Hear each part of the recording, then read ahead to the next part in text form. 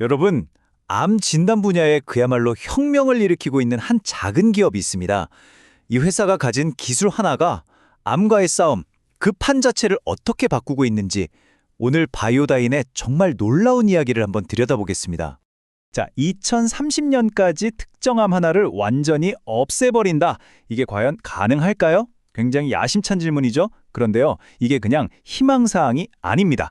바로 이 거대한 목표가 오늘 우리가 살펴볼 기업 바이오다인에게는 엄청난 기회의 문을 활짝 열어주고 있습니다. 네, 이 담대한 목표를 세운 곳은 다름 아닌 세계보건기구, 바로 WHO입니다.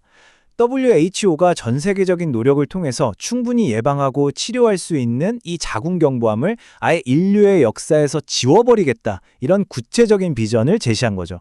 이걸 위해서 WHO가 내놓은 전략이 바로 90, 70, 90입니다. 백신 접종, 치료, 물론 다 중요하죠.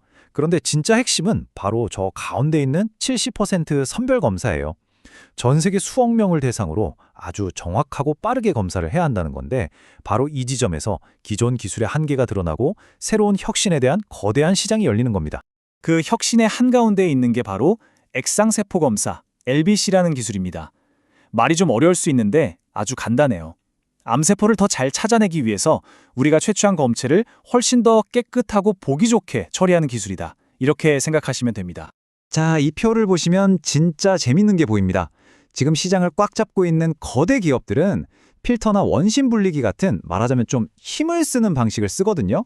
근데 이 과정에서 세포가 손상되거나 불순물이 섞일 수가 있어요. 그런데 바이오다인은 접근법이 완전히 다릅니다.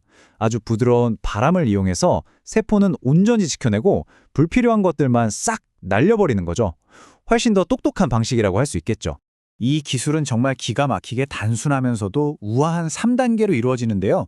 첫째, 공기로 불순물을 씩 날려버리고, 둘째, 진공으로 깨끗한 세포만 쏙 모으고, 마지막으로 다시 공기로 슬라이드 위에 프린팅 하듯이 쫙 펼쳐놓는 겁니다. 그 결과물이 뭐냐? 사람의 눈은 물론이고 인공지능이 분석하기에도 완벽한, 정말 수정처럼 맑은 샘플이 만들어지는 거죠. 자, 여기서부터 이야기는 기술 자체를 넘어서 이 판을 뒤흔드는 비즈니스 파트너십으로 넘어갑니다. 아니, 세계 1등 진단기업인 로슈가 대체 왜 이 작은 회사의 기술을 필요로 했을까요? 업계 1위인 로슈에게도 치명적인 아킬레스건이 하나 있었어요. 바로 진단 과정의 첫 번째 관문인 이 LBC 기술이 없었다는 겁니다. 이건 마치 성문 열쇠를 경쟁사한테 맡겨놓은 거랑 똑같은 상황이에요. 고객도 뺏기고 수익도 줄줄 새어나가는 아주 심각한 문제였죠. 바로 이 그림입니다. 바이오다인의 기술이 로슈에게 비어있던 두 개의 펄을 조각을 딱 채워주면서 검체 채취부터 최종 확진까지 이어지는 그야말로 완벽한 성벽을 쌓게 해준 거죠. 이걸로 경쟁사가 들어올 틈을 완벽하게 막아버리고 전체 진단 시장을 장악할 수 있는 강력한 무기를 손에 쥐게 된 겁니다. 이 파트너십이 바이오다인의 비즈니스 모델을 얼마나 근본적으로 바꾸는지 한번 보세요. 더 이상 공장 돌리고 물건 만들어서 파는 회사가 아닙니다. 이제 생산이나 판매에 대한 리스크는 하나도 없이 전 세계에서 발생하는 매출에 대해서 그냥 로열티만 받는 지적재산권 플랫폼 기업으로 완전히 탈바꿈한 거예요. 이 파트너십이 가져올 재무적인 효과는요, 말 그대로 폭발적입니다. 이 표를 잠깐 보세요. 로슈가 전 세계 판매를 시작하면서 매출과 이익이 가파른 J커브를 그리면서 수직으로 상승할 것으로 예상됩니다. 불과 몇 년 만에 수천억 원대 기업으로 점프하는 그림이죠. 아니, 근데 어떻게 이런 숫자가 가능할까요? 비결은 아주 간단합니다.